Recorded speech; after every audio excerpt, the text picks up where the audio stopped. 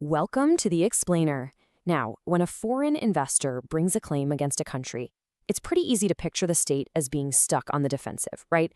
But, that's not really the whole story. Today, we are unpacking the powerful and sophisticated toolkit that states can use to turn the tables and completely reshape a dispute. Okay, so at the very heart of every international investment treaty is this bedrock principle, pacta sunt servanda. It's Latin, and it simply means agreements must be kept. When a state signs on the dotted line, it's bound to honor its promises to protect foreign investors. You could say it's the legal glue that holds this whole system together. But that simple principle, it can get really complicated really fast. I mean, what happens when honoring a treaty during, say, a huge economic crisis or a public health emergency could actually harm the nation? This creates a fundamental tension that tribunals have to wrestle with all the time. And this is exactly where it gets so interesting. International law gets that this is a tough spot to be in, so it provides states with a whole range of defenses.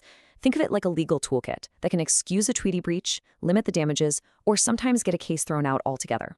So let's open up this toolkit and see what's inside. The very first place a state is going to look for a defense is right there in the fine print of the investment treaty itself. Because often, states have already built in some escape hatches for exactly these kinds of situations. Yeah, a lot of modern treaties have what are called non-precluded measure clauses, or NPMs for short. The best way to think about these is as pre-approved exceptions. They're basically saying, look, yes, we promise to protect your investment, but that promise doesn't stop us from taking necessary actions to protect our core public interests, like national security or public health. So what are these core interests we're talking about? Well, as you can see, it's the big stuff: national security, public health, environmental protection. These NPM clauses essentially create safe harbors for legitimate state actions. They give governments the breathing room to deal with major crises without automatically breaking the treaty. And what's really cool about this slide is the specific language used. This is an excerpt from the Iran-Japan Treaty, and it shows you exactly how these exceptions are written. Now, the key word here is often necessary. A tribunal isn't just going to take a state's word for it. They're usually going to apply a pretty objective test to figure out if the action taken was truly necessary to achieve that goal. But what if the treaty doesn't say anything? What if there's no NPM clause? Well, in that case, states can turn to a deeper, more fundamental source of law, one that applies to all nations, no matter what a specific treaty says. These are the heavy hitters of state defenses, and they're found in the International Law Commission's Articles on State Responsibility. Now, these articles aren't a treaty themselves, but they're widely seen as basically writing down what was already customary international law. And they outline these exceptional situations that can excuse a state from being held responsible for an otherwise wrongful act. First up, you've got force majeure. This is for when some kind of irresistible and unforeseen event, think a massive earthquake or a war, makes it materially impossible for the state to do what it promised. The key thing to remember here is that the state's failure to act is totally involuntary. Then there's the state of necessity. This one is probably the most argued over and controversial of all these defenses. Here, a state is facing a grave and imminent peril to a really essential interest, and it deliberately chooses to breach a treaty obligation because it's the only means it has to save itself. So, the crucial point is this difference right here.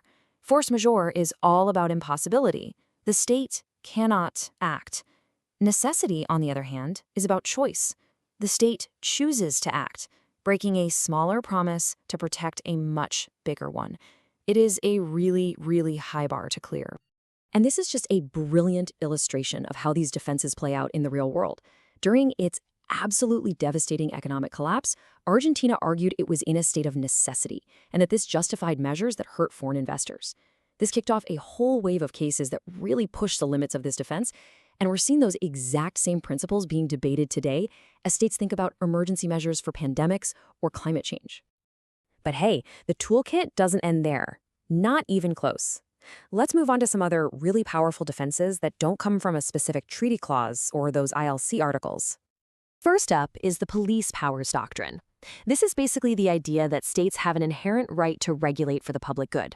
So as long as a regulation isn't discriminatory and it serves a legitimate public purpose, like protecting health or the environment, it generally won't be seen as an act of expropriation that needs compensation, even if it does hurt an investment. So far, we've pretty much been focused on how a state can justify its own actions, but you can also flip the script entirely. Sometimes the most effective defense has nothing to do with what the state did and everything to do with what the investor did. And that brings us to one of the most potent defenses a state can raise in modern arbitration: corruption. The principle here is pretty simple. International law should not be used to protect an investment that was secured through illegal acts. Tribunals have increasingly said that a claimant who comes to them with unclean hands, meaning they've engaged in bribery or fraud, can't then ask that same legal system for protection. Now, proving corruption is not easy. As you can see from the process here, the state has a very high burden of proof. It needs clear and convincing evidence. But if it succeeds, the consequences are massive. A finding of corruption can lead a tribunal to say it has no jurisdiction or just dismiss the claim entirely. It can effectively wipe the investor's case right off the map. So, after going through this whole defensive toolkit, what's the bottom line? What should you really take away from this explainer? Well, the key takeaway is that states are far from helpless. They have this diverse, multi-layered defensive strategy. They can start with the treaty itself, then move to customary international law, then to their own inherent powers, and they can even focus on the investor's own bad conduct. And this is all before we even get to the procedural objections that can stop a case before it really gets started. This entire toolkit really ensures that investment arbitration is a much more balanced battlefield than it might look like at first. It's this constant effort to find the right equilibrium between encouraging and protecting foreign investment on the one hand and preserving a state's sovereign duty to protect its people on the other. And that leaves us with a critical question for the future. As states face these ever-growing challenges, from pandemics to climate change, the need to regulate in the public interest is only going to get stronger. How tribunals end up striking this balance? Well, that's what's going to define the future of international